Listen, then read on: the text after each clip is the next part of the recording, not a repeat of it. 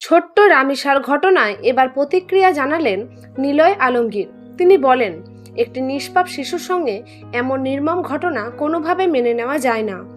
তার মতে, যারা এ ধরনের অপরাধ করে তাদের বিরুদ্ধে কঠিন শাস্তি হওয়া উচিত, যাতে ভবিষ্যতে কেউ এমন কাজ করার সাহস না পায়। নিলয় আলমগীরের এই বক্তব্য সামনে আসার পর সামাজিক মাধ্যমে বিষয়টি নিয়ে ব্যাপক আলোচনা শুরু হয়েছে। অনেকেই বলছেন, সমাজের পরিচিত মানুষরা যখন অন্যায়ের বিরুদ্ধে কথা বলেন, তখন সাধারণ মানুষের মধ্যেও সচেতনতা বাড়ে। রামিসার ঘটনায় দেশের বিভিন্ন জায়গা থেকে মানুষ দুঃখ ও ক্ষোভ প্রকাশ করছেন।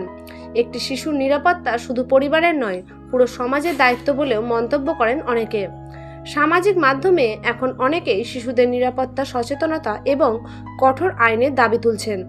নিলয় আলমগীরও সবাইকে মানবিক হওয়ার আহ্বান জানিয়ে বলেন, শিশুদের প্রতি সহিংসতা বন্ধে সবাইকে একসাথে কাজ করতে হবে। বর্তমানে এই ঘটনাকে ঘিরে মানুষের আবেগ তীব্র হয়ে উঠেছে।